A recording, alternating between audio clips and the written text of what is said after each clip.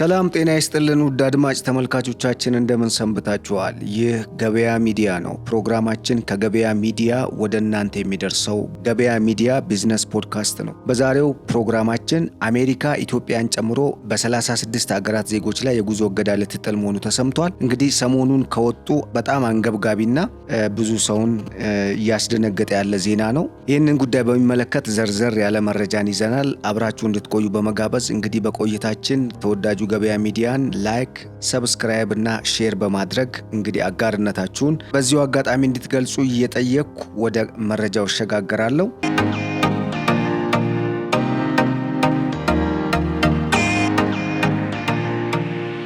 የትራምፕ አስተዳደር ኢትዮጵያን ጨምሮ የ36 ሀገር ዜጎች ወደ አሜሪካ እንዳይገቡ ለማገድ ሀሳብ እንዳለው ሮይተርስ እና ዋሽንግተን ፖስት የተሰኙ ዓለም አቀፍ የዜና ማሰራጫ ጣቢያዎች ገልጸዋል። የሀገሪቱ የውጭ ጉዳይ ሚኒስተርን መረጃ ዋቢ በማድረግ ነው እነኚህ የዜና አውታሮች ይህንን መረጃ ያወጡት። በውጭ ጉዳይ ሚኒስተሩ ማርኮ ሩቢዮ የተፈረመው ለዲፕሎማቶች የተዘጋጀው ሰነድ ላይ በቀጣይ ዜጎቻቸው ላይ እገዳ ሊጣልባቸው የታሰቡ 36 ተጨማሪ ሀገራት ዝርዝር የሰፈረ ወይም ይፋ እንደሆነ ተገልጿል። ሀገራቱ ከእገዳው ለመውጣት ማከናወን የሚጠበቅባቸው ማስተካከያዎች እንዳሉም ተነግሯል። እንግዲህ እንደሚታወቀው አሜሪካ እሷ ያለችው ካልሆነ በስተቀር ወይም የራሷን ኢንተረስት የማያስጠብቅ አካሄድን የሚከተሉ ሀገራትን በተለያየ መንገድ ትጎዳለች። አሁን ደግሞ በምንድን ነው የመጣችው ማለት ነው? ዜጎች ወደ አሜሪካ የሚያደርጉትን ጉዞ በማገድ ልትቀጣ ሀሳብ እንዳላት እንግዲህ ተገልጿል ማለት ነው። ባለፈው ሳምንት ማብቂያ ላይ ለሚመለከታቸው ዲፕሎማቶች የተሰራጨው ይህ ሰነድ የውጭ ጉዳይ መስሪያ ቤቱ የተቀመጡ መመዘኛዎችና ግዴታዎችን በ60 ቀናት የማያሟሉ ከሆነ ሁሉም ወይም ከፊል የጉዞ እገዳ የሚጣልባቸው አሳሳቢ የሆኑ 36 ሀገራት እንዳሉ ተጠቅመዋል። እንግዲህ እዚህ ላይ መገንዘብ ያለብን ኢትዮጵያም ከነኚህ ከ36ቱ ሀገራት አንዷ ነች። ምንድነው እንዲያሟሉ የተፈለገው የሚለውንም ነገር ወደ በኋላ እንመጣበታለን። በዋናነት አሜሪካ አሁን ላይ ዓለም ወደ ሶስተኛው ዓለም ጦርነት እየተንደረደረች ያለችበት ሁኔታ በሚመስል መልኩ በተለያዩ የዓለማችን ክፍሎች የተለያዩ ከባባድ ጦርነቶች እየተካሄዱ ነው። ከዚህ ቀደም በዩክሬንና ራሽያ መካከል ከባድ ጦርነት እስካሁን እየተካሄደ ቀጥሎ እንዳለ ይታወቃል። አሁንም በጋዛ እስራኤልና ሐማስ የጀመሩት ጦርነት አልተቋጨም። በዚህ ላይ እስራኤል ከኢራን ጋር ሌላ ጦርነት ውስጥ ገብታለች። ይህ ጦርነት እንግዲህ ወደ ራሽያና ወደ ቻይና እንደዚሁም ወደ ሰሜን ኮሪያም ሊስፋፋበት የሚችልና ሌላ ቀጠናዊ ቀውስ ሊያመጣ እንደሚችል ነው እየተነገረ የሚገኘው። በአንጻሩ ህንድና ፓኪስታን ባለፈው ወር ጀምረውት የነበረውን ጦርነት በአሜሪካ አሸማጋይነት ለመቋጨት ባይችሉም ለጊዜው ረገብ ያለ ነገር ያለ ይመስላል። ይሁንና ግን እነኚህ ሁኔታዎች በዓለም ከፍተኛ የሆነ የኢኮኖሚ ቀውስ እንዳያመጡ ስጋት እየፈጠረ ነው። በመሆኑም አሜሪካ የራሷ የሆኑ ሳተላይት አገራትን ወደ አንድ ማምጣት ትፈልጋለች። በዚህ ምክንያት የአሜሪካን አቋም የማይደግፍ ወይም አሜሪካ በምታስቀምጥለት መንገድ የማይሄዱላ የመጀመሪያውን ማዕቀብ የሚጣልበት እንደሚሆንና ከዚህ ማዕቀብ በኋላ ደግሞ ሌሎች ተከትለው የሚመጡ ኢኮኖሚያዊ ማዕቀቦች እንደሚኖሩ ነው የተገለጸው። እንግዲህ ከዚህ ቀደም እንደሚታወቀው ኢትዮጵያ ከአጎዋ ከሰሜን አሜሪካ የነፃ ንግድ ዞን ወይም ቀጠና እንድትወጣ መደረጉ ይታወቃል። ተመልሰን ለመግባት በምናደርገው ጥረት አሜሪካ የፕሬዝዳንቷ ውሳኔ በጣም እዚህ ላይ ትልቅ ቦታ የሚሰጠው ነው። ይሁንና ግን ይሄ በዚህ ሁኔታ ባለበት መልኩ የዶናልድ ትራምፕ አስተዳደር አዲስ መመሪያን ማውጣቱን የተገለጸው በአሜሪካ የውጭ ጉዳይ ሚኒስቴር በተዘጋጀው ሰነድ ላይ ሙሉ ለሙሉ ወይም በከፊል ዜጎቻቸው ወደ ሀገሪቱ እንዳይገቡ ሊደረጉ እንደሚችሉ ከተጠቀሱት 36 ሀገራት መካከል 25ቱ የአፍሪካ ሀገራት ሲሆኑ ኢትዮጵያ ከነኚህ ውስጥ አንዷ ሆና ተመዝግባለች ነው የተባለው።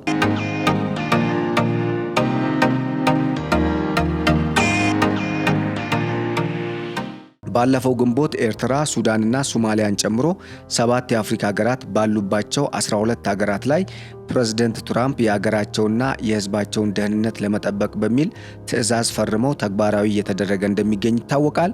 እንግዲህ ይሄኛው ሌላ 36 የዓለም ሀገራት አብዛኞቹ ቅድም እንደገለጽኩላቸው 25 የሚሆኑት የአፍሪካ ሀገራት ኢትዮጵያም ያለችበት ምድብ ወደ ማዕቀብ ሊገባ የሚችልበት ሁኔታ ነው እየተጠቀሰ ያለው። ይህ ማለት ምን አይነት ተጽዕኖ ይኖረዋል የሚለውን ወደ በኋላ እንመጣበታለን። ግን ወደ አሜሪካ ጉዞ ማድረግና ዜጎችሽ ወደ አገሬ እንዳይገቡ ብሎ ማዕቀብ መጣል ወይም እገዳ መጣል ትልቅ ዋጋ ሊያስከፍል እንደሚችል በኋላ ላይ በምን መልኩ እንደሆነ በደንብ እናየዋለን። እንደ አጠቃላይ ግን ይሄ አካሄድ ምን ሊያመጣ ይችላል የሚል ከፍተኛ ስጋትን ፈጥሯል። በተለይ በእነኚህ ሀገራት ዜጎች ዘንድ ለምን እንዴት የሚለው ጥያቄ አሁንም በተደጋጋሚ በመነሳት ላይ እንደሆነ ነው መረጃው የሚጠቁመው።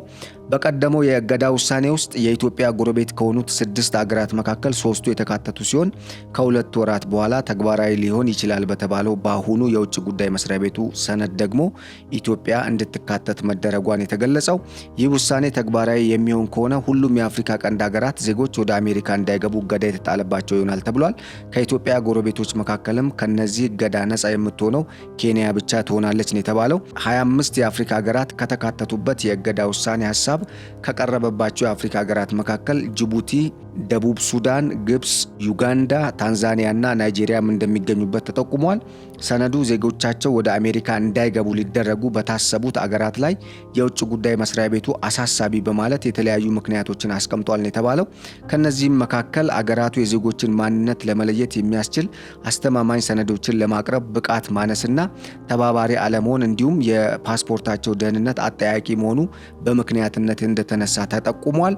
ይህ ጉዳይ እንግዲህ አሜሪካን በከፍተኛ ሁኔታ እንዳሳሰባት ነው የሚገኘው። ይህንን ጉዳይ መሰረት በማድረግ አሜሪካ በእነኛ ሀገራት ላይ ከፍተኛ የሆነ እገዳ ልትጥል እንደምትችልም እየተነገረ ነው የሚገኘው።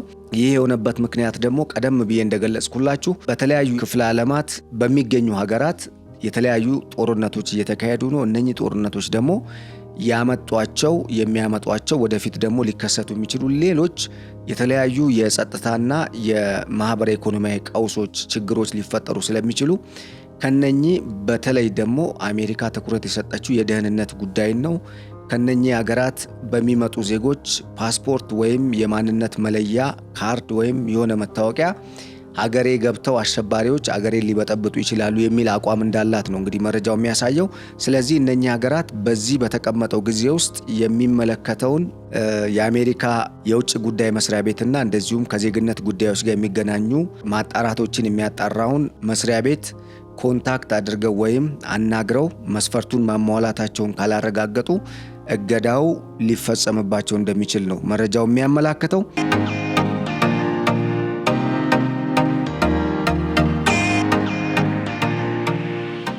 ከነዚህም መካከል አገራቱ የዜጎችን ማንነት ለመለየት የሚያስችል አስተማማኝ ሰነዶች ለማቅረብ ብቃት ማነስና ተባባሪ አለመሆን እንዲሁም የፓስፖርት ደህንነት አጠያቂ መሆን ከሚለው በተጨማሪ አንዳንድ አገራት ደግሞ ከአሜሪካ እንዲወጡ የታዘዙ ዜጎቻቸውን ለመቀበል አመቺ ሁኔታን ለመፍጠር ተባባሪ አልሆኑም በሚል እንደሆነም ተጠቅሷል።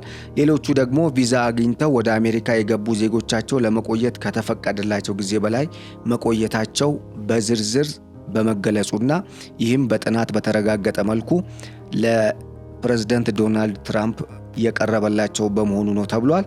እንግዲህ ይህም አጠያቂ ጉዳይ ነው። ዜጎች ከሀገር ወጥተው ለተወሰነ ጊዜ አሜሪካ ለመቆየት ቪዛና ፓስፖርት አጥቶ ከሄዱ በኋላ ከቆይታ ጊዜያቸው የበለጠ የሚቆዩበት ሁኔታ ወይም ኤክስፓየርድ ካረገ በኋላ በጥገኝነት አሊያም ደግሞ እዛው በህገወጥነት የሚኖሩበት ሁኔታ በመስፋፋቱ በእነኚህ በ36ቱ ሀገራት ላይ ተጨማሪ የጉዞ እገዳ ቀድሞ ከነበሩት 12 ሀገራት አሁን ደግሞ 36ቱ ሀገራት ላይ እገዳ ሊጥሉ እንደሆነ ነው የተጠቀሰው።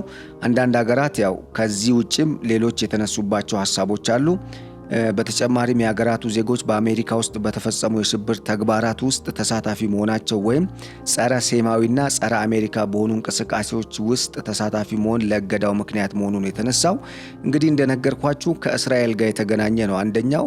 ምክንያቱም በዚህ በመካከለኛው ምስራቅ እየተደረገ ባለው ጦርነት አሜሪካ የእስራኤል አጋር መሆኗ ይታወቃል። አጋር ብቻ ሳይሆን ጠንካራ ደጋፊዋና ያው እንደ አንድ ሀገር ነው አብረው እየሰሩ ያሉት። ስለዚህ በዚህ ዘርፍ የሚያጋጥም ማንኛውም ችግር በዜጎች አማካኝነት ወይም ተመሳስለው ገብተው ሰርጎ ገብ ሆነው ሌላ ጥቃት ይፈጽሙብኛል በሚል ስጋት እንደሆነም ነው እየተገለጸ የሚገኘው። ከዚህ ውጪ አንዳንዱ በሰነዱ ላይ ለእገዳ ምክንያት ሆኖ የቀረቡ ጉዳዮች ሁሉንም ሀገራት የሚመለከት ሳይሆን ያው እንደየሀገራት ሁኔታ ዜጎች ተሳትፎ እና አጠቃላይ የሀገራቱን ነባራዊ ሁኔታንም ከግምት ውስጥ በማስገባት የሚለይ ይሆናልም የተባለበት ሁኔታ አለ። እንግዲህ ይሄ ነገር እንደ አጠቃላይ ስናየው በአንድ በኩል ያው አሳሳቢ ነው። ምክንያቱም አሜሪካ የሚኖሩ ኢትዮጵያውያን ዜጎች በርካታ የሆነ የውጭ ምንዛሬ ገንዘብ ወደ ሀገራቸው ይልካሉ። እንደዚሁም ከዚህ የሚገኘው ገንዘብ ለሀገር ብዙ ነገርን የሚያደርግ ነው። ብዙ ቤተሰቦች ከውጭ የሚረዱ አሉ። እንደዚሁም ብዙ የቢዝነስ እንቅስቃሴን የሚያደርጉ ዜጎች ደግሞ ከኢትዮጵያ ወደ አሜሪካ፣ ከአሜሪካ ወደ ኢትዮጵያ እንደዚሁም በሌሎችም ሀገራት ተመሳሳይ ነገር ነው ያለው። አሜሪካ እንደሚታወቀው የዓለማችን ሌላ ሀያል ሀገር ነች። አሜሪካ አትገቡም ከተባለ በቀጣይ ደግሞ ሌላም ጫና ሊፈጠር ስለሚችል ይህንን በትኩረት ማየትና ቀድሞ ማስተካከል እንደሚገባ ነው። እንግዲህ ተስፋ የምናደርገው የኢትዮጵያ መንግስት ቀደም ብሎ ጉዳዮቹን ከአሜሪካ ከሚመለከተው የውጭ ጉዳይ መስሪያ ቤትና የዜግነት ጉዳይ ቢሮ ጋር ተስማምቶ ወይም ተነጋግሮ ጉዳዩን እልባት ይሰጠዋል የሚል ተስፋ እንዳለን በአንድ በኩል በመገለጽ ላይ መሆኑን በዚሁ አጋጣሚ ልንገልጽላችሁ እንወዳለን።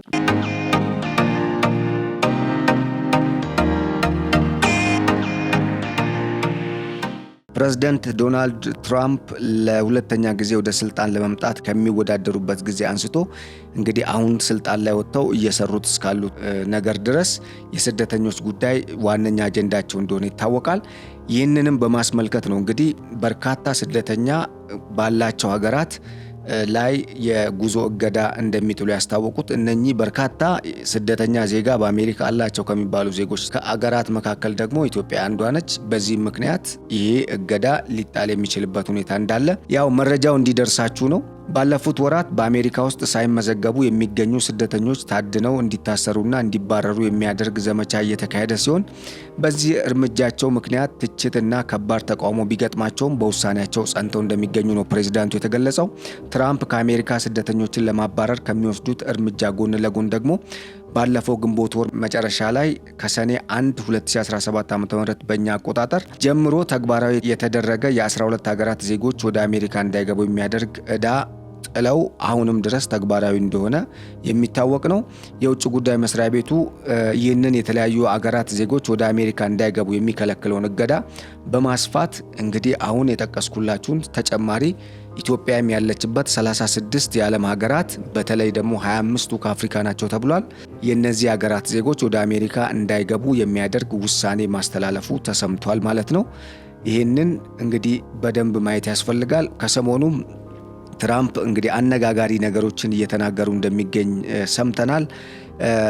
በኢትዮጵያና ግብጽ መካከል ሰላም አጥቻለሁ ሲሉ መናገራቸው ተሰምቷል። የአሜሪካው ፕሬዝዳንት ዶናልድ ትራምፕ ኢትዮጵያና ግብጽ በታላቁ የህዳሴ ግድብ ምክንያት የነበራቸውን ግጭት በማስቆም ሰላም ማምጣታቸውን ቢናገሩም አሁንም ደግሞ ጉዳዩ እንዲረግብ የፈለጉ አይመስሉም። ለምን እንደሆነ ባይታወቅም በኢትዮጵያና በግብጽ መካከል ሰላም አጥቻለሁ የሚል ንግግር እንደተናገሩ ነው መረጃዎች ያመላከቱት።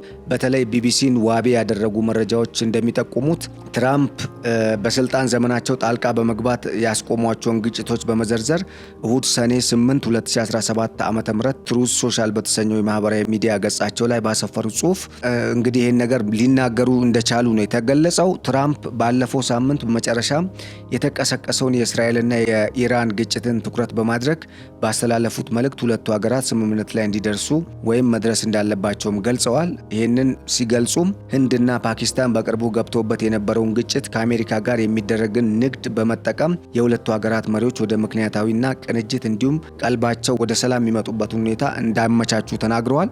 ይሁንና ግን በዩክሬንና ራሽያ መካከል በእስራኤልና በሐማስ መካከል ሲካሄዱ የነበሩና አሁንም በመቀጠል ላይ ያሉ ጦርነቶችን አስቆማለሁ ብለው በምርጫ ወቅትም ቃል ገብተው የነበረ ቢሆንም አሁንም በገቡት ቃል መሰረት እንዳልፈጸሙትና ይልቁንም ሌላ ጦርነት ተባብሶ እንደመጣ ነው የተገለጸው።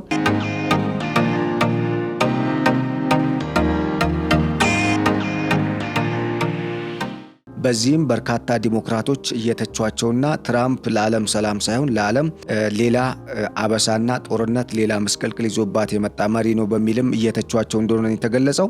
እንግዲህ ፕሬዝዳንት ዶናልድ ትራምፕ በመጀመሪያው የስልጣን ዘመናቸውም በሰርቢያና ኮሶቮ መካከል ለ10 ዓመታት የቆየውንና ጦርነት ሆኖ ሊፈነዳ ጫፍ ደርሶ የነበረውን ግጭት ማስቆም ችያለሁ ቢሉም አሁን በኢራንና በእስራኤል መካከል የተቀሰቀሰው እንደዚሁም በሌላ በኩል ደግሞ ራሽያ አምርራ ጥቃት እየፈጸመችባት ያለችው በዩክሬን በኩል የሚሰሙ ቅሬታዎች ዶናልድ ትራምፕ ቃላቸውን የማያከብሩ መሪ እንደሆኑ እንዲሳሉ ወይም በዛ መልኩ እንዲታሰቡ እንዳደረጋቸው ነው እንግዲህ እነኚህ መረጃዎች የሚያመላክቱት። ከዚህ ጋር አያይዘው ሌላኛው ኬዝ እንግዲህ የኢትዮጵያና የግብፅን ጉዳይ ሁለቱ ሀገራት በግዙፉ ግድብ ምክንያት ግጭት ውስጥ እንደነበሩ በመልእክታቸው አስፍረው ግድቡ በአስገራሚ የናይል ወንዝ ላይ ተጽዕኖ ያለው እንደሆነም ጠቅሰዋል።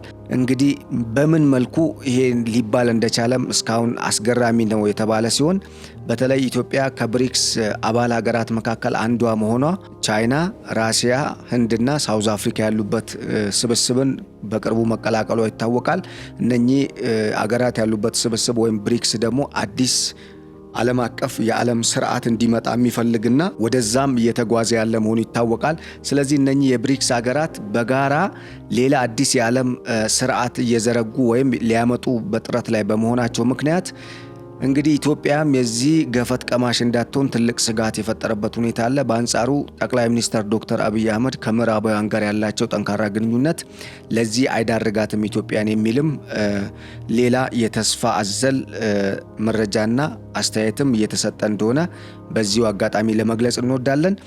እንደዚህ ሁሉ ያው በእስራኤልና በኢራን መካከል በቅርቡ ሰላም እንደሚፈጠር አመላክተው አሁን እንግዲህ ዶናልድ ትራምፕ በኢትዮጵያና በግብፅ መካከል ያለውን ኦልሞስት ለመመረቅ ቅርብ ጊዜ የቀረውን ግድብ ወደ ኋላ ለመመለስ አይነት የሚመስል አስተያየት መስጠታቸው ለምንድን ነው የሚለው አስገራሚና አነጋጋሪ ጉዳይ እንደሆነ ቀጥሏል። የውጭ ጉዳይ ሚኒስቴር የፕሬዝዳንቱ ንግግር የሁለቱን ሀገራት ግንኙነት የማያንጸባርቅ እንዲሁም በሀገረ መንግስታት መካከል የሚደረጉ ንግግሮችን በሚያስተዳድሩ ዓለም አቀፍ ሕጎች ተቀባይነት የሌለው እንደሆነ ገልጾ ይህንን አጣጥሎታል። ይሁንና ግን ጉዳዩ በትኩረትና በአንክሮ የሚመለከቱት እንደሆነ እዚህ ላይ ማስመር ይገባል። ምክንያቱም የህዳሴ ግድብ ኦልሬዲ አልቋል ብቻ ሳይሆን በቅርቡ ይመረቃል በሚል በመንግስት ደረጃ የተለያዩ ዝግጅቶች እየተሰናዱ እንደሆነ ይታወቃል። አሁን ትራምፕ ይህንን ጉዳይ እንደ አጀንዳ ማንሳታቸው ለምንድን ነው የሚል ጥያቄም እየፈጠረ ነው።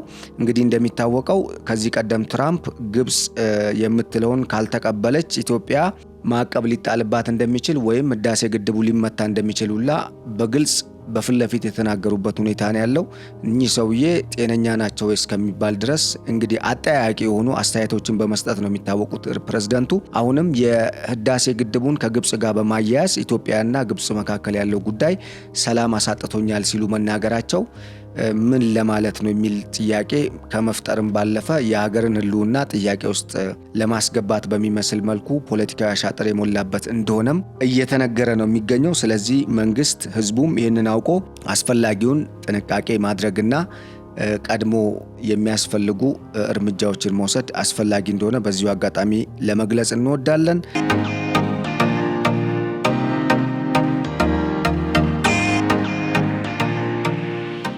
ውድ አድማጭ ተመልካቾቻችን እንግዲህ የተከታተላችሁት መረጃ ይህን ይመስል ነበር። ከመረጃችን ብዙ ቁም ነገሮችን እንደጨበጣችሁ ተስፋ አደርጋለሁ። ስላዳመጣችሁንና ስለ አብሮነታችሁ እያመሰገንኩኝ ለዛሬ እዚህ ጋር አበቃለሁ። በቀጣይ በሌላ ጠቃሚና ወሳኝ በሆነ ርዕሰ ጉዳይ እስከምንገናኝ ድረስ መልካሙን ሁሉ ተመኘው። ሰላም።